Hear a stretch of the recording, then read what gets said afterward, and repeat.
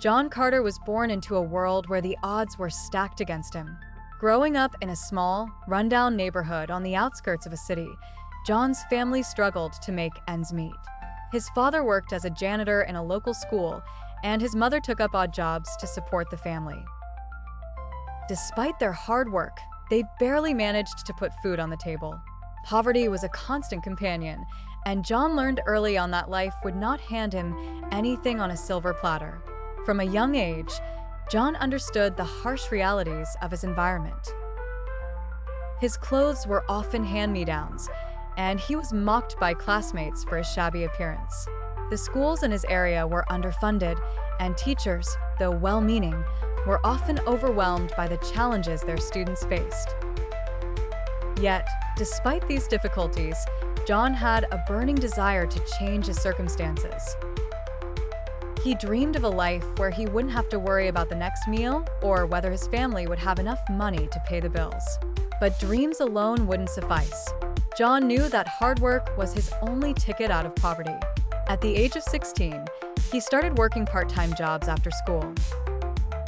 He would sweep floors in local stores, deliver newspapers early in the morning, and wash dishes in diners late into the night. His grades in school began to suffer, but John kept going, believing that every dollar he earned was a step toward a better life. However, the path to success was anything but smooth.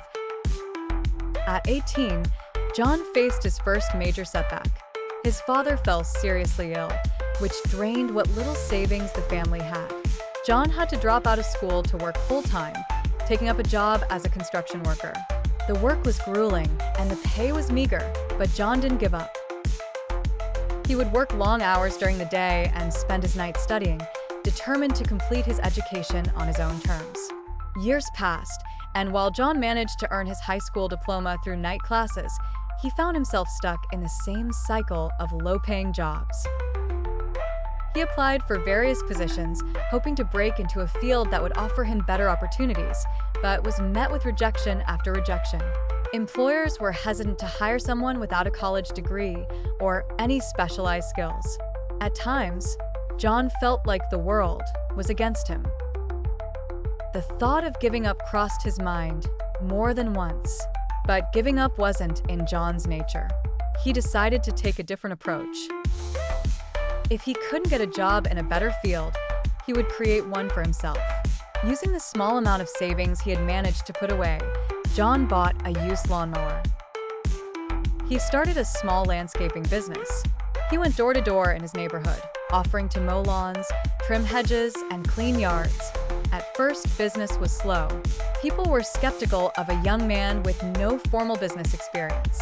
But John's dedication and work ethic began to win them over. He always showed up on time, did more than was expected, and treated every customer with respect. Word spread, and soon John's small venture started to grow. He reinvested his earnings back into the business, buying better equipment and hiring a few other young men from his neighborhood. They were also struggling to find steady work.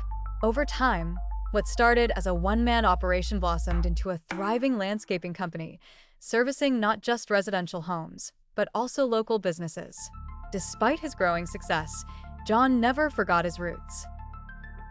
He began to invest in his education once more, taking business management courses online. He also gave back to his community by offering free services to elderly neighbors and mentoring young people who were in the same position he once was.